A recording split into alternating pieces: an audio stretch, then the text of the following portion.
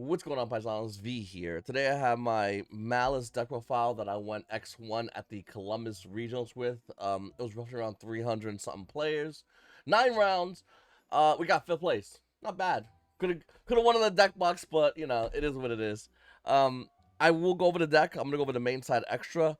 The main's broken up into 2 parts. It's basically the hand trap slash board breaker kind of version and the main deck. So just keep that in mind. It's a 41 card deck.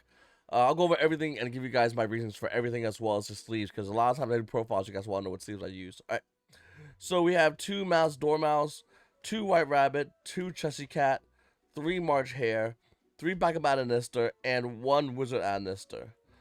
Then we have 2 Mouse on Underground, 1 Talents, 1 Gold Sark, 1 Mouse Namira, 1 MTP07, and 1 GW06. Let's put it over there. So that's 20. This is 21. We're running 3 Fualos, 1 Perulia, 1 Druisworm, 1 Magnamut, triple Droll and Lockbird, triple Ash Blossom Joy Spring, triple Impulse, triple Imperm, and triple Book of Eclipse, the goo of the entire event. We'll go over to the side deck. Double Perulia, double Baldrake, triple Lancia, 1 Duster, 1 Call by the Grave, 3 Missions of the Gnomes, and 3 different Dimension Ground. And then for the extra deck, it's almost fully standard, minus like 1 or 2 cards. Of course, you want 1 of each of the Malice, Red Ransom, White Binder, and Heart Scriptor. Ally Code, Anister, Firewall Dragon, Axel Talker, Transco Talker, Splash Mage, Cypress Wicked, SP Little Knight, Haggard Lizard, Link Spider, Almirage, and double Lingaribo. So we'll start from here and then work our way back and give you guys all my reasonings. So actually before that, let me just get this out the way. For my extra X sleeves, I'm running the Imperium Duelist Cherubims. There's Dark Cherubims as well. I was told I can't run these, which I got deck checked at the YCS and they said okay. I mean, but I can't at the regionals. Which when it comes to extra X sleeves, always bring a pack of like other extra X sleeves. I didn't have these on me, unfortunately. But yeah, these are good. These should be good, and not you swap to these. And normally, whatever judge you get, these usually go cool, whatever. It kind of works. But yeah, I'm using Cherubims. My inner sleeves are Imperium Duelist Pegasus. The outer sleeves are the Dragon Shield, Japanese size outers. And then this is my my Pokemon Field Center. Me, I'm getting a look at that feet. You can go to my website, YuGiOh YGOPaisano.com, and you can buy a bunch of as well. And then I put that on the back in case I have a problem with that. So always covered. I use this as a token a lot. I've just never had a problem with it. You just bring a token with you. I always bring a token with me no matter what. So if they would say, oh, you can't use it as a token, you go, okay, I'll just, you know what I'm saying? All right, let's get back into the deck. So a lot of people using the Bomber Dragon. I don't like Bomber Dragon. I don't think it's that good of a card. I feel like Bomber Dragons, it was good as a surprise factor, and now that everyone kind of knows what it does, it's not as impactful. I think that Bomber Dragon is decent, but once again, it's not gonna do enough for a lot of players in the game that are playing Bomber Dragon. I keep my in the beginning I would use it a lot, and then the more I played the card of my deck, the less I used it as time went on. So I just got rid of it. I swapped over to Transcode Talker. I will say Dark is really good for the mirror match. I don't play Dark. This could be Dark. I just like Transcode Talker. A cool thing about it is a 2300 attack. So when you go to Aliquid Agnister, it's 2300. It has target protection. It also boosts by 5 on top of the 5 it already provides to Aliquid Agnister. It brings the body back. It's an Earth target for Axial Talker.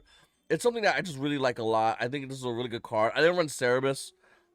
It works for the worst if you go Splash Mage and they special summon that I forget the name of the card, but you can go into Aliquid Transcode Talker from Splash Mage, and it just helps you start link climbing the more other cards that you could utilize that will help you get play around a lot of stuff. So once again, the card wasn't insane. It wasn't a breakout card, but it definitely saw play at the regionals.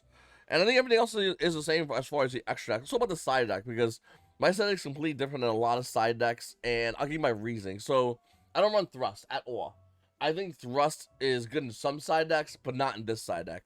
I want to see these cards because basically we run a lot of ways to draw cards. So you want to see a lot of ways to get to your side deck cards. And when you run Thrust, you're kind of banking on your opponent. Basically interacting with you. But what if they don't? Then you just hold thrust in your hand and there's nothing, and then you're screwed. You won't be able to get to your side deck card. So I really want to get to this card, Mission of the Gnomes. Any Mitsurugi deck or Mitsurugi Rise in particular, I put this card in. This card's great against that deck. If you go first against Mitsurugi Raizio or Mitsurugi, I feel like this card just seals it. Like, if you even kind of got like half a board up and you just play this card, it seals the game up. Or if you get Lancia, this is their Lancia. Like, this is exactly what you use to Lancia them. This plus any hand trap is not only Lancia, but it's Lancia, and they gave resources up for it. So this card is massive, and I think that you must play 3 if you're playing against Mitsurugi Raizo. You have an issue against Mitsurugi Raizo, because I know a lot of mass players have been having an issue against that deck. Just this card. That's how you beat it. Just flip that against them. They're going to look at their hand. There's like a weird line they could do to go into 1 link 4. And if you interact with that line at all, then there's nothing they could do. They're going to pass their turn to you. They give a bunch of resources up, and then just summon Dormouse and win that game. So, yeah, no, you definitely play 3 of this card. Alternatively, obviously, against Memento, against Live Twin, you're going to want to find a way to answer that. This card's going to do nothing against those decks. This card right here answers those decks really well. You flip a different dimension ground, and those decks kind of just pass turn. You basically... So, think of it this way. Obviously, Lancia, it used to turn skip-ups. Now we have some options, and it doesn't. But it used to really do it really well. This card right here is how you answer or how you turn skip other decks. You turn skip Mitsurugi Raizio or Mitsurugi. You turn skip Memento. You turn skip Fiends, the Fiendsmith variants. Anything that cares about a graveyard a lot, you just flip this and turn skip them. Or you flip them and they have like horrible resources. Good against regular Raizio too, because X won't be able to send to the graveyard. So that card's just taken out the equation. So now they got 2 sword, 2 ice. Not really good for that deck. So once again, pretty good card nevertheless. But still, like, this is a side deck for those cards. It's just nothing but turn skip. Dust is the random card, but I feel like this card comes in a lot. Like, it's a lot of decks, a lot of matchups. Against anything Raizio, this card comes in against, because clearing out the field spell, clearing out back row is huge.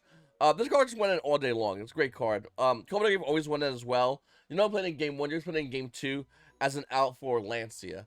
And because we played against mirror matches, Lancia. By the way, my only loss was in the mirror match against John Wilkins Booth. Great player, great guy. He just had to, he had the extender and I didn't, and he got the game, you know. And that's how the game works sometimes. And very good player, very good player. And with Maliss, when you're playing the mirror match, it's a battle of, do you have it? That's literally what it is. You're constantly saying to each other, do you have it? Because the minute someone else does, the game's over. And he had it, I didn't. He got me. But that was my only loss of the day. Everything else, I played a bunch of Mitsu Raizio, a bunch of Maliss mirror matches. And I feel like Maliss mirror matches, nobody tests. I test a lot for that. Nobody tests for that. It's like really important. Like crazy. Obviously, I test for it, but I don't run Meows. I do run 2 Perus. I'll get to that in a second. I don't like Meows. I think Meows is not that good of a card. I feel like in a Maliss mirror match, you know, you can play Perulia because your opponent has March Hare. They have the backup Bananister. They have Wizards, so they can give you 3 cards in order to do their combo properly, at the very least. So that's really good, including normal summons, so that's 4. So it does its job. Then you can look at Afualos, really good against Maliss. So I feel like Meows is kind of extra overkill. So that's why I just put these 2 in. These 2 cards also really good against anything. That's Raizio. Really good against Raizio. And then I wanted to play more Bistils because I feel like against Mitsurugi, the minute they send that the big Ame to the graveyard, I always forget their name because they both say Ame. Marakumo, I believe it is. You just snipe it with a Bistio, and they're screwed. The only way they can kind of reset that is send the dark Mitsurugi monster, whose name I always forget because I'm not I'm not Japanese. But to send that card to the graveyard, the minute you stop that card, and especially if you can banish that card, as well as Ame, the game's over. They really can't play. They're just throwing big buys at you, and hopefully, you're just not winning. So that's the side deck. That's a lot of reasons for that. One of the best cards in the game. The reason why every Maliss player should be winning events, and the reason why I'm doing this deck profile so late, as far as because I could have played this deck and did really well and whatever. I wanted to hold back because Maliss had a rush of players that were just bad players. I'll be the first to say it. They just hopped on his deck's deck because it got a lot of support and it is really good. It still seems a lot playing at OCG, and they weren't getting easy wins because let's be honest, they weren't playing enough. They weren't practicing. You gotta earn your wins with Maliss. You gotta practice, and they weren't. A really good card though is Book of Eclipse. because against Mitsurugi Raizio, you put everything face down. So no detonator pop. We don't have to worry about detonator at all with this deck. We don't have to worry about the field spell with this deck. And as far as the Mitsurugi card, yeah, they can still activate it, they can still nuke it, but once again, you're playing 2 Bystials, you're playing you're playing 3 Impulse, you're playing 3 Ash. You're playing a lot of ways to make sure that Mitsurugi, that Ame Mitsurugi card, doesn't come back and nuke our board. So we're not worried about that. We're worried about Detonator, and this is how you out a Detonator insanely easy. And I've been doing this card all day long. This card, great against Fiendsmith as well. Great at baiting, great if they make the deity Fiendsmith, and their entire board, you just put that board to sleep, and then you get to play. Because the thing with Maliss is if we get 1 turn to play, that's all we need. We get 1 turn, that's it. So with that mindset, I feel like this card's great. Other cards to consider was for like Forbidden Drop It. I didn't like it because we want to keep as many resources in our hand as humanly possible. Because the minute we're low on resources, we pretty much lose. Unless we already popped off the turn before. Dark Road No More is not bad, but you're going to want to kill as fast as possible because you're giving your opponent an extra turn means they have a turn to break your board and kill you, which can be done. Our board isn't like immutable. But yeah, no, I think Book of Eclipse was a phenomenal hand trap. This is probably one of the best hand traps for this deck. And a lot of Maliss players should be playing this card in the deck as a staple moving forward. You can even consider playing Book of Lunar Eclipse as well. Pitch a card, Book of Moon, they don't get to draw if you want. There's a weird interaction with this and Draw and Lockboard that you have to memorize. Does work to your benefit at times, but this card overall is an amazing card. I highly recommend you guys play this card. I think a lot of players are sleeping on this card, and this is basically how you win a lot of matchups. Also, we made it as well, so we go first in the mirror match. Which happened a couple of times, actually. I went first. I went full combo. Past turn with this card set. The minute 2 Maliss bodies hits the board, you're putting those 2 bodies face down. Which is massive against the mirror match. So, this card actually is insane. I shouldn't even make this video. Just wait till Nationals and play this deck. But I just wanted to make this video for you guys. So that everybody know, like, if you're having a hard time playing Maliss against Mitsurugi Raizio, this card makes you a hard time and eat. This card makes the deck to buy. Like, I didn't lose not one Mitsurugi Raizio. I did lose some like game 2s here and there, but for the most part, I 2-0'd almost every Mitsurugi Raizio I played the other day. I tested the crap out of this card, and this is by far and away one of the best cards in the deck. Hand trap wise, you gotta play Imperium. I don't like Imperium. I do side Imperium out when I decide to throw in more Bystials in. But you still gotta play it 100% as an opener, especially since we're playing Impulse. Imperium Impulse is massive, and you gotta play these as well. Ash is massive. Some people side draw, they're wrong. You don't side draw, and then they wonder why they're losing Mitsurugi Raizio. This is how you be, like, if you resolve draw against that deck, they're gonna end with a crap board. You semi-lanceited them, they're gonna end with a crap board, and then you just kill them. Like, this card's really good against that matchup. Yeah, I would never take this card out. So I was always hesitant about playing the Bystials, but they are really good. They're great extenders, which does come up. They're good for bullying cards on board. So obviously, if you have Magnamut, you're going to add Juice Worm, you're going to go Juice Worm, and then you can start bullying your opponent, saying, hey, listen, that Ame on board ain't going to last long, or, you know, that Detonate ain't going to last long, so that's why that has to be in. And then I ran 4 more Charmies, so I tested the crap out of the ratios of my Charmies. 3 and 3, 2 and 2, which is definitely not good. Flawless was by far and away the best Charmy in the game. And then I wanted to play 1 more Perulia, and the reason why is because 4 Charmies is it gives you a high chance of seeing them out of overall everything, just over all the numbers. Just test out 4 Charmies and come back at me. Like, I tested all of them. I'm telling you, like, you want to play 4 in this build. It's 41 cards, but somehow you want to play 4. All right. So I ran these 2. I mean, that's staple at this point. The only thing I don't run, as you can see over here, is terraforming. The reason why is because I expect that everybody else will play Draw and Lockbird. So if everyone else is going to play Draw and Lockbird, I wanted to be prepared for that, rather than prepared to get Drawed after resolving terraforming. So I would do something, and one play that was what I love doing a lot. Let's say I had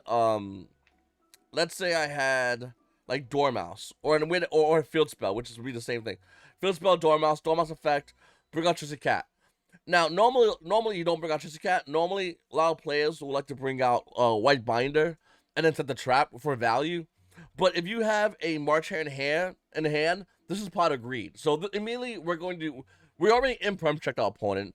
Now we're going to Ash check our opponent. No shot they let us Pot of Greed. Like, nobody lets Pot of Greed go through. And this is the only chance in the game state where you just basically Pot of Greed, especially if you have March in hand.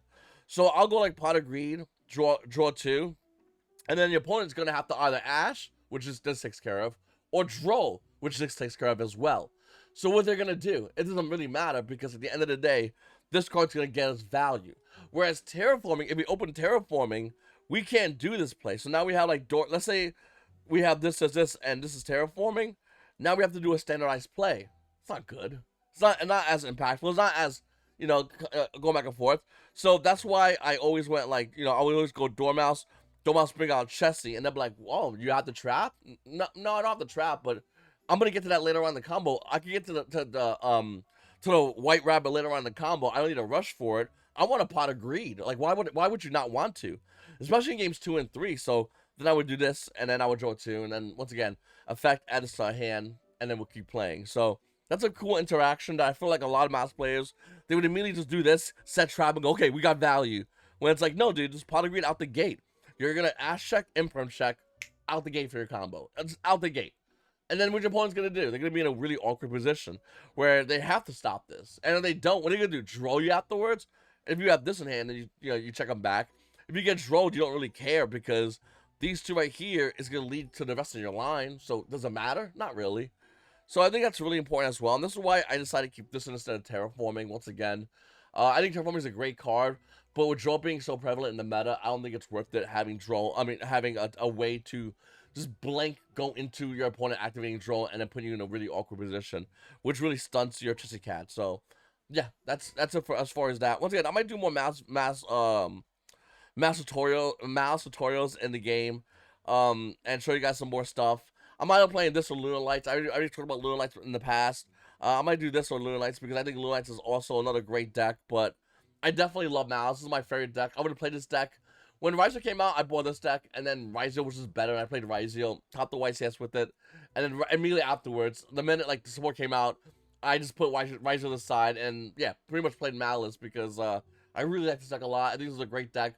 This deck, by the way, if anyone that's debating on playing Maliss, just realize, this deck is, if you look at the OCG, has outlasted YuGiOh, and more than likely, when we get to support with the TCG, with other decks like Vanquish Souls game support, Lunar Lights, K9, a Dragon Tail, Yummy, all that stuff comes out, this is still going to be one of the top decks. No question about it. In fact, I doubt this deck's going to get hit because of all those other cards, all those other decks. So just realize that if you own Maliss, you basically have a good deck for the entire year.